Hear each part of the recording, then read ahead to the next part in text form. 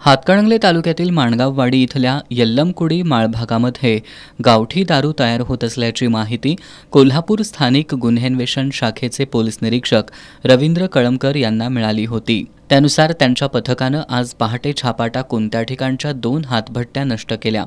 या कारवाईत गावठी दारू, कच्चं रसायन असा मुद्देमाल जप्त करून तो नष्ट करण्यात आला।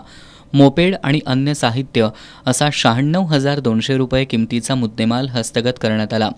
या प्रकरणी शिरोळ तालुक्यातील राजापूर इथला संजय बिराने आणि हातकणंगले तालुक्यातील खोतवाडी इथला मयूर रामचंद्र कांबळे या दोघांविरोधात हातकणंगले पोलीस ठाण्यात गुन्हा दाखल करण्यात आलाय। पोलीस अधीक्षक महेंद्र पंडित यांच्या मार्गदर्शनाखाली पोलीस निरीक्षक रवींद्र कळमकर, पोलीस अंमलदार राजेश राठोड, संजय पडवळ, बालाजी पाटील, अशोक पवार, समीर कांबळे, राजू येडगे, रोहित मर्दाने आणि सारिका मोटे यांनी ही कारवाई केली आहे।